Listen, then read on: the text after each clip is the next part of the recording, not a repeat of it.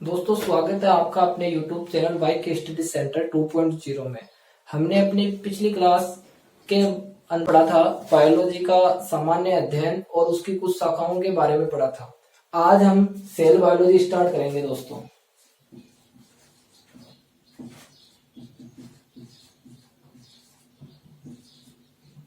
Cell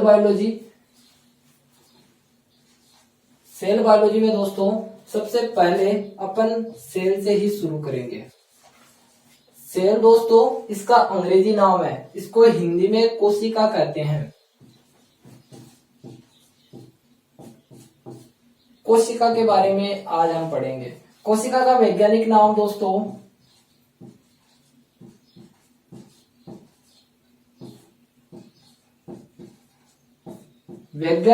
इसका cyto है।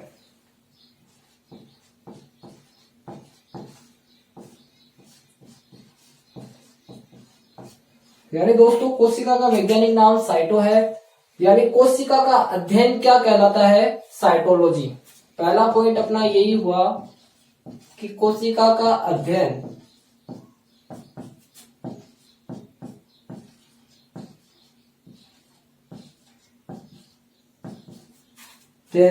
Cytology कहलाता है।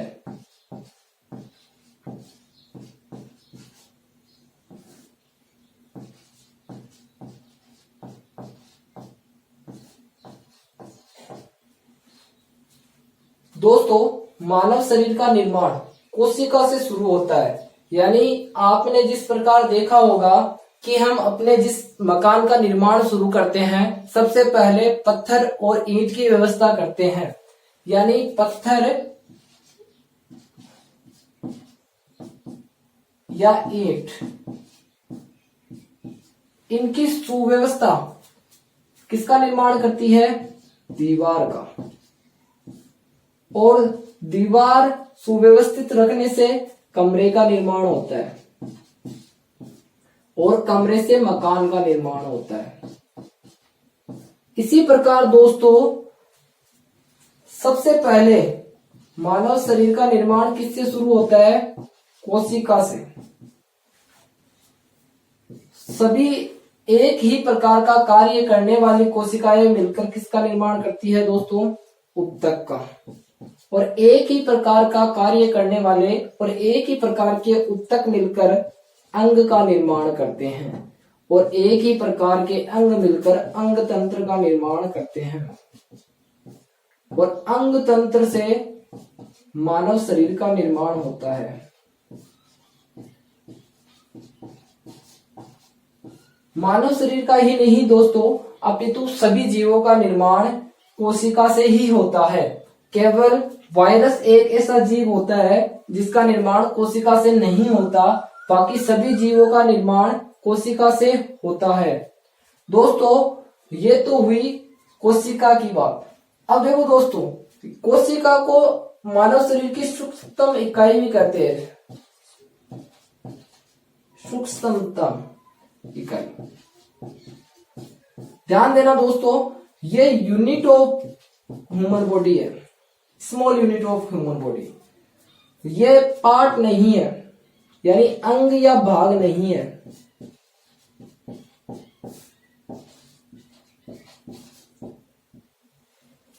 देखो इकाई और अंग या भाग, यानी एक तो होता है यूनिट, एक होता है पार्ट। यानी पार्ट तो क्या होता है? कोई भाग या अंग होता है, और यूनिट यानी इकाई होती है।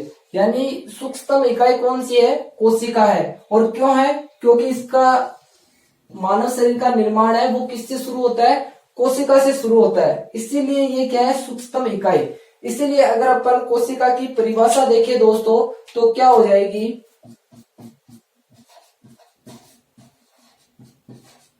परिभाषा मानव की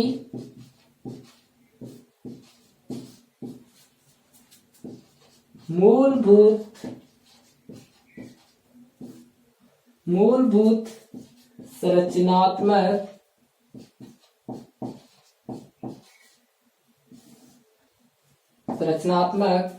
एवं क्रियात्मक इकाई।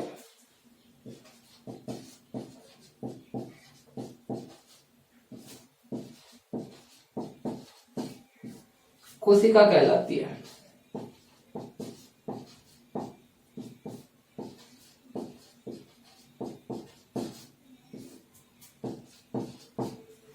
दोस्तों हमारी परिभाषा क्या हुई, मानव की मूलभूत संरचनात्मक एवं क्रियात्मक इकाई कोशिका कहलाती है। यानी देखो संरचनात्मक का मतलब क्या होता है दोस्तों, यानी जो मानव शरीर की संरचना का निर्माण करती है। यानी जो ये बाहरी त्वचा है ये भी किससे मिलकर बनी हुई है, कोशिका से। और क्रियात्मक इकाई दोस्तों यानी हमारे शरीर में जो भी क्रियाएं हो रही है वो भी किसके कारण हो रही है, इस कोशिका के कारण। जैसे उदाहरण के लिए जैसे तंत्रिका कोशिका क्या करती है, संदेश स्थानांतरण का कार्य करती है। यानी हमें कहीं पर जलन होती है या चोट लगती है तो जो महसूस होता है वो किसके कारण होता है, तंत्रिका कोशिका के कारण। और इसी प्रकार जैसे दोस्तों ब्लड में डब्ल्यूबीसी, आरबीसी और प्लेटलेट्स कोशिकाएं होती है, उनका अलग अलग कार्य होता है। जैसे आरबीसी का कार्य होता है हीमोग्लोबिन निर्माण का और रक्त में ऑक्सीजन परिवहन का। और जैसे डब्ल्यूबीसी का कार्य होता है दोस्तों हमारे शरीर की रोग प्रतिरोधक क्षमता बनाए रखने का। और प्लेटलेट्स का कार्य होता है रक्त का थक्का जमाने का। तो इसी प्रकार ये क्या होती है, संरचनात्मक एवं क्रियात्मक इकाई दोनों होती है। या अपन इसकी एक और परिभाषा लिख सकते हैं, मानव शरीर की सूक्ष्मतम इकाई।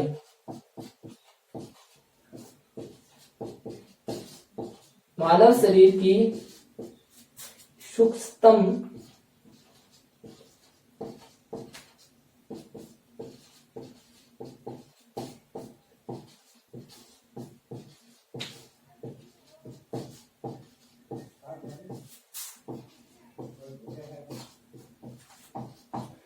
दोनों में से कोई सी भी परिभाषा दे सकते हो दोस्तों, ऊपर वाली भी सही है और नीचे वाली भी सही है। यानी सूक्ष्मतम इकाई का मतलब आप ऊपर समझ गए होंगे कि मानव शरीर का निर्माण कोशिका से होता है, इसलिए ये क्या है, सूक्ष्मतम इकाई। और मूलभूत संरचनात्मक एवं क्रियात्मक इकाई क्यों कहलाती है ये भी मैंने आपको बता दिया।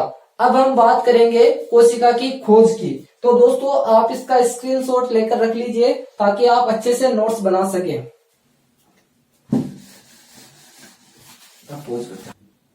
चलिए दोस्तों हम बात करते हैं कोशिका की खोज की। खोज दोस्तों सर्वप्रथम कोशिका की खोज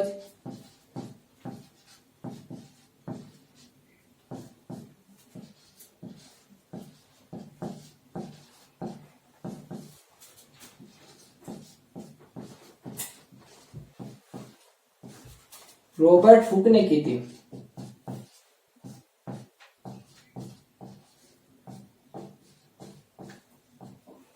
सर्वप्रथम कोशिका की खोज रॉबर्ट हुक ने की थी। इन्होंने सन 1665 ईस्वी में कोशिका की खोज की थी। और इन्होंने जिस कोशिका की खोज की वह कोशिका मर्द थी दोस्तों, मर्द कोशिका की खोज की थी। और किसके अंदर की थी, पेड़ की छाल के अंदर।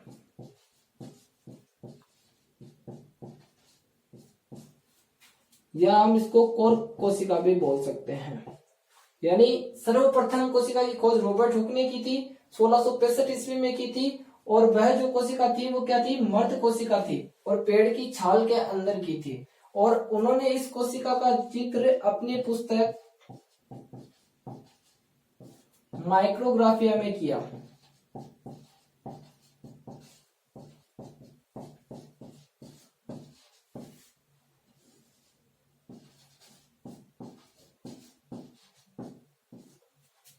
उसके बाद आता है दोस्तों जीवित कोशिका की खोज।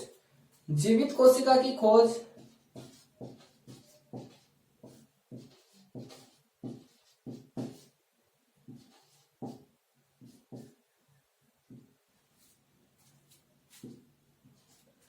दोस्तों जीवित कोशिका की खोज एंटोनी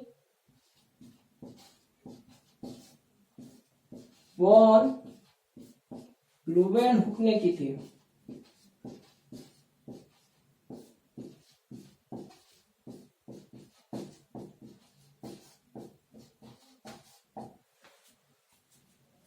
इन्होंने सन 1674 ईस्वी में इस कोशिका की खोज की थी। इन्होंने इस कोशिका को प्याज की झिल्ली में खोजा।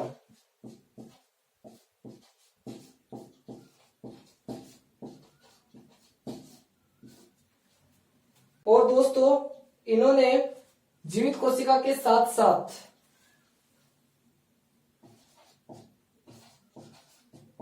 शुक्राणु, जीवाणु और सरल सूक्ष्मदर्शी की खोज भी की थी।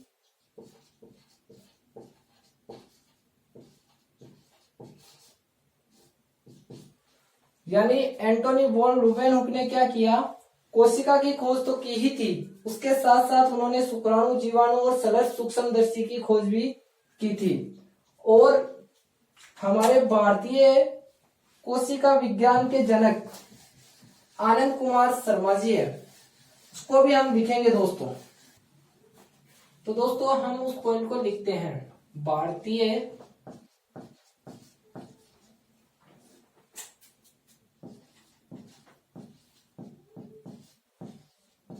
कोशिका विज्ञान के जनक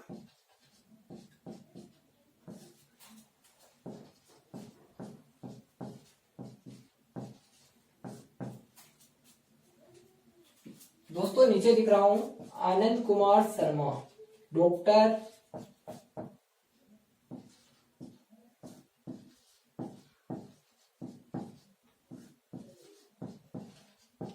शर्मा, जिनका शॉर्ट नाम डॉक्टर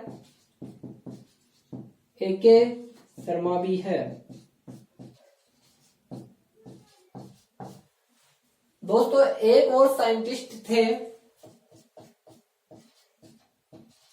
रुडोल्फ विर्चोव।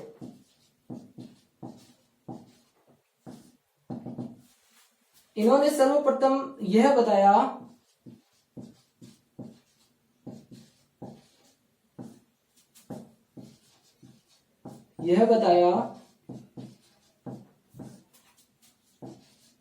कि नई कोशिका का निर्माण पूर्ववर्ती कोशिका से होता है।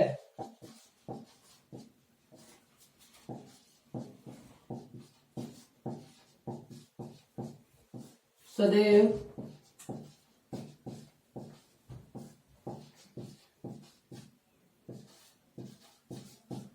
पूर्ववर्ती कोशिका से होता है।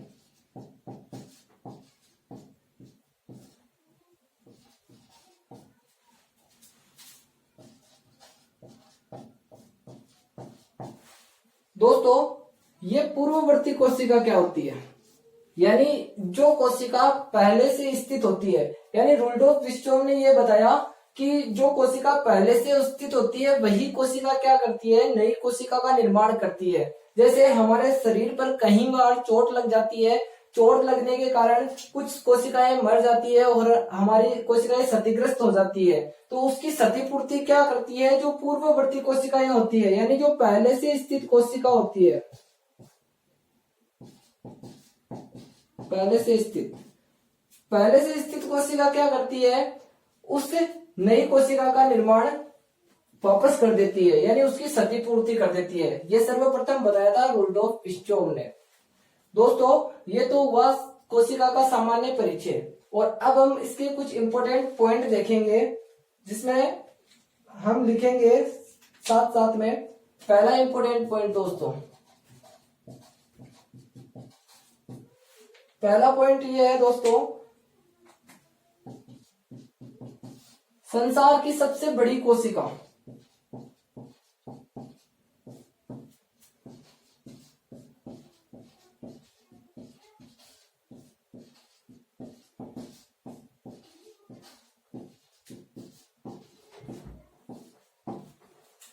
दोस्तों संसार की सबसे बड़ी कोशिका शुतुरमुर्ग का अंडा होती है।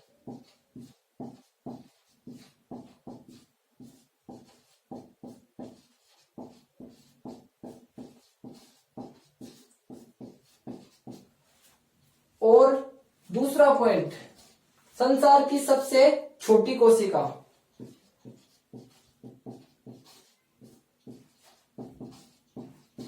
सबसे छोटी माइकोप्लाज्मा होती है दोस्तों।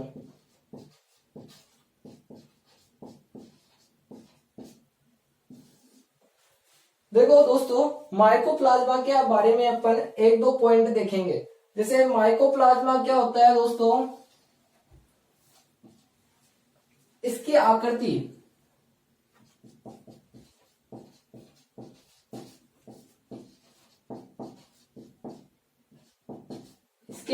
अनिश्चित होती है।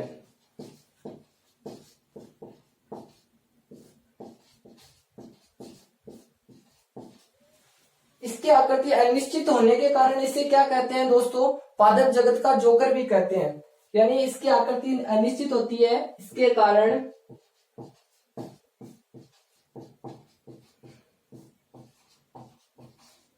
इसे पादप जगत का जोकर भी कहते हैं।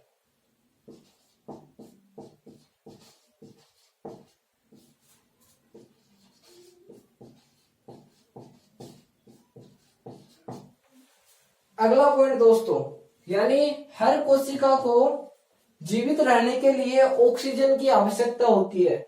जिस प्रकार हमें भी जीवित रहने के लिए ऑक्सीजन की आवश्यकता होती है, उसी प्रकार हमारे अंगों को भी जीवित रहने के लिए ऑक्सीजन की आवश्यकता होती है। लेकिन माइकोप्लाज्मा एक ऐसी कोशिका होती है जिसको जीवित रहने के लिए क्या होता है, ऑक्सीजन की आवश्यकता नहीं होती।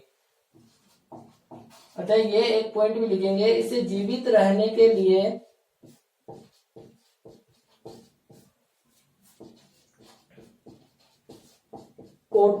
O2 ऑक्सीजन का अणुसूत्र है दोस्तों।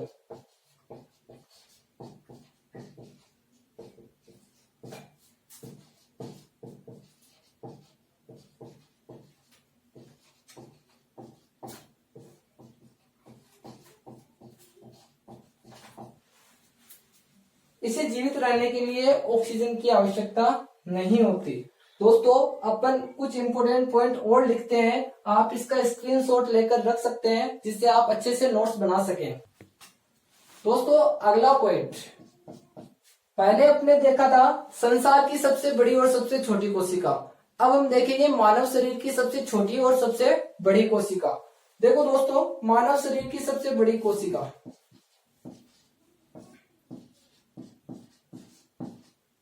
मानव शरीर की सबसे बड़ी कोशिका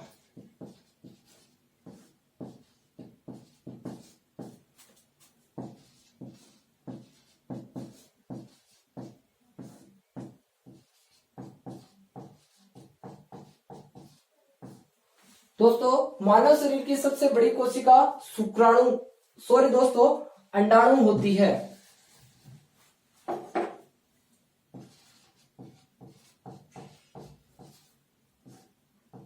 मानव शरीर की सबसे बड़ी कोशिका अंडाणु होती है। यह फीमेल गैमेट होता है, फीमेल गैमेट यानी मादा युग्मक।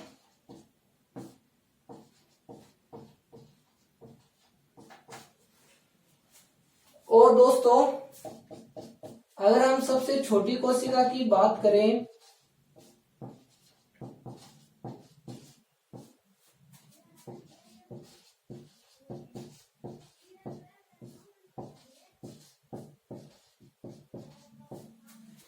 सबसे छोटी कोशिका शुक्राणु होती है। ये होता है नर युग्मक।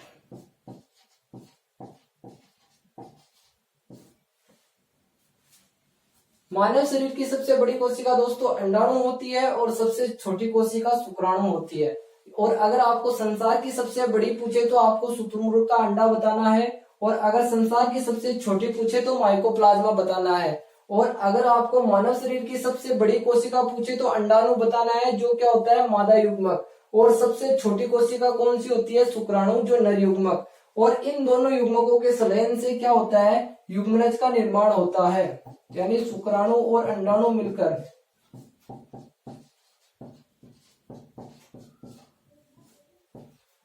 मिलकर किसका निर्माण करते हैं दोस्तों, युग्मनज का।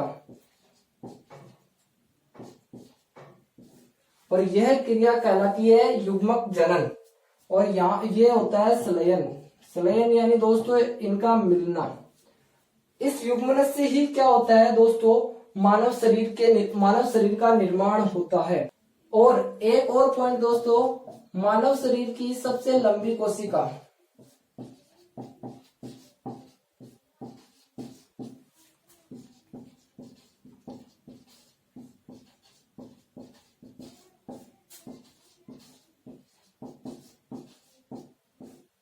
तंत्रिका कोशिका होती है।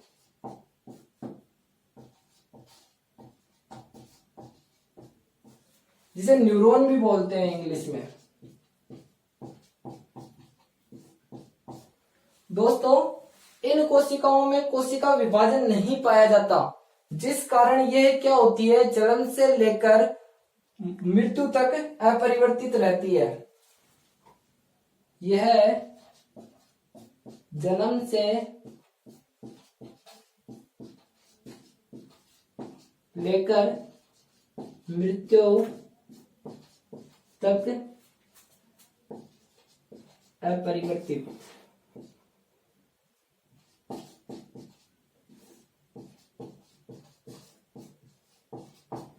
अपरिवर्तित का मतलब है दोस्तों इनमें कोई परिवर्तन नहीं होता है और इनमें कोशिका विभाजन भी नहीं होता।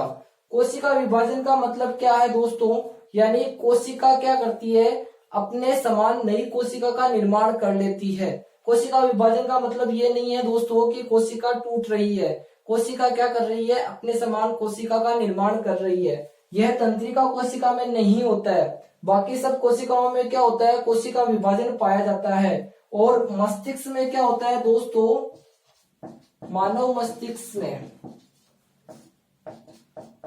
मस्तिष्क में 90% न्यूरॉन होते हैं और 10% अदर सेल होती है। इसी कारण हमें पुलिस जो नियम बनाती है, यातायात नियम, उनमें हेलमेट लगाने को कहती है, क्योंकि हमारा जो मस्तिष्क है 90% न्यूरॉन सेल से मिलकर बना हुआ होता है। अगर हमारे मस्तिष्क में चोट लगती है और मस्तिष्क की कोशिकाएं क्षतिग्रस्त हो जाती है तो वह अपनी क्षतिपूर्ति नहीं कर पाती। क्योंकि उनमें क्या होता है, कोशिका विभाजन नहीं होता। और जैसे सबसे तीव्र कोशिका विभाजन दोस्तों, सबसे तीव्र कोशिका विभाजन होता है लीवर में। सबसे तीव्र कोशिका विभाजन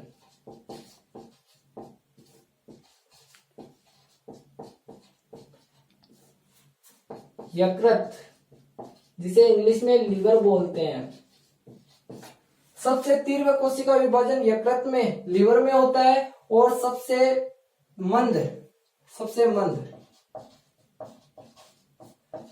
मंद होता है दोस्तों मस्तिष्क में। क्यों? क्योंकि वहां पे कौन सी सेल होती है, न्यूरॉन सेल।